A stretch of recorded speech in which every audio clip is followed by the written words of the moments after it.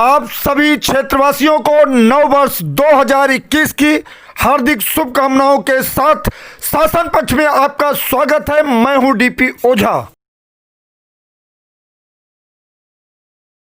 आप सभी का बहुत बहुत धन्यवाद।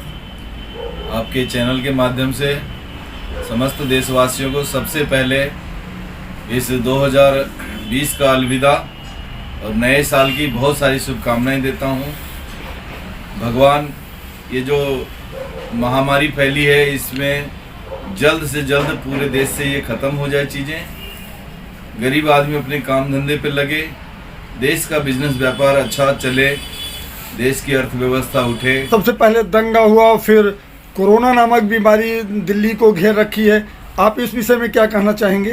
दंगा फसाद तो नहीं करना चाहिए लोगों को, लेकिन देश में जब से बीजेपी सरकार आई है तब से इस तरह की भावनाएं बढ़ गई है, आक्रोश का माहौल है, एक दूसरे को दुश्मन बना के घुमा रही है सरकार, और मुख्य रूप से ही केंद्र सरकार इसका जिम्मेदार है।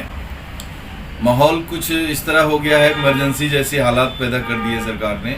2021 से उम्मीदें बहुत है लोगों को, दिल्ली वासियों को भी और देशवासियों को भी। एक बहुत बड़ा महामारी जो हम लोग पीछे छोड़ के निकले हैं, जिसमें अर्थव्यवस्था, काम धंधे, गरीब आदमियों को भूखे मरना, पैदल चल के गांव जाना, सब चीज़ें दुखदाई रही है 2020 में, और उम्मीद करते हैं कि ऐसा कोई भी अब नहीं होने वाला कुछ, और भारतवासी अपने आप को सुरक्षित महसूस करेंगे। 2021 में क्या ऐसी खास बात रहेगी जो मजदूर किराएदार विकास पार्टी करने जा रही है?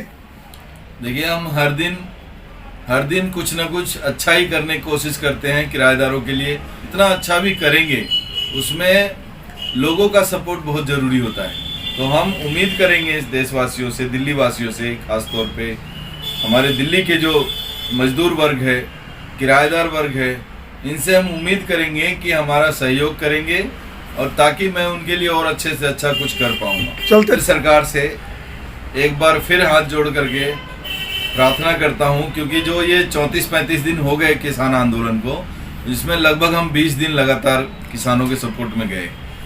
हमारी सरकार से यही आग्रह है कि आप कब तक, आपको तो एकदम कटघरे में लाके खड़ा कर दिया किसानों ने, आपको ये बता दिया कि जान की जान है वो तोते में बसती है।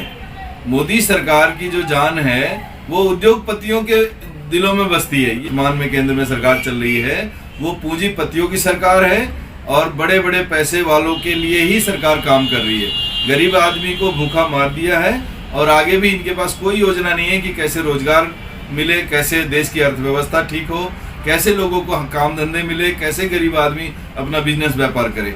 मध्यम वर्ग के व्यापारी जो हैं और निचले वर्ग के जो व्यापारी हैं, वो मोदी सरकार की रवैये की वजह से, इनकी पॉलिसियों की वजह से पैसा भी मार्केट में नहीं लगाना चाहता, क्योंकि इनका कुछ नहीं पता, कई बैंकों को बर्बाद कर चुके, इसलिए पैसा कोई मिडिल क्लास का जो व्यापारी है वो लगाना नहीं। लेकिन केंद्र सरकार कह रही है कि अन्य पार्टी के लोग इसमें राजनीति कर रहे हैं।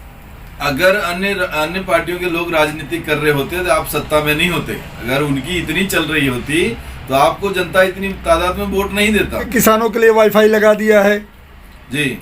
तो देखिए, हर तरह से हम भी चाहते थे कि किसानों को सपोर्ट मिले सरकार से। जब आपको लगता है कि कुछ गलत नहीं है तो आप उसको खत्म कर दो ना। किसान को आप दे रहे हो कि बहुत अच्छा है, बहुत अच्छा है, वो कह रहा है नहीं हमें नहीं चाहिए, नहीं हमें नहीं चाहिए, उसको खत्म करना चाहिए, रिमूव कर देना चाहिए इस काले कानून को। क्या आपको लगता है कि सरकार किसान की बात मानेगी? सरकार को घुटने के बल चल के मानना पड़ेगा। ये हमारे देश के अन्नदाता हैं। सरकार को घुटने के बल चल के ये तीनों कालो कानून को वापस लेना पड़ेगा। ये जब पार्टी बनती है, चुनाव भी लड़ा जाता है, लेकिन सही मुद्दों के साथ, सही लोगों के साथ खड़ा होना पड़ता है। देश के किसान अन्नदाता हैं। ठंड में 42 से ज्यादा लोग अपनी जान गंवा चुके हैं, और सरकार अभी भी आनाकानी में लगी हुई है। अडानी ग्रुप का, अंबानी ग्रुप का टावर टूटता है तो प्रधानमंत्री कहते हैं कि सरकारी संपत्ति को नुकसान नहीं पहुंचाना चाहिए। वो सरकारी संपत्ति कहाँ है? और उनके साथ देखिए, नुकसान उनका होता है और तिल मिला हमारे प्रधानमंत्री जाते हैं। इससे साफ हो जाता है कि पैसे वाले और अडानी अंबानी ग्रुप के साथ है मोदी जी। हम इनसे रिक्वेस्ट करते हैं कि जनता के साथ आ जाएं।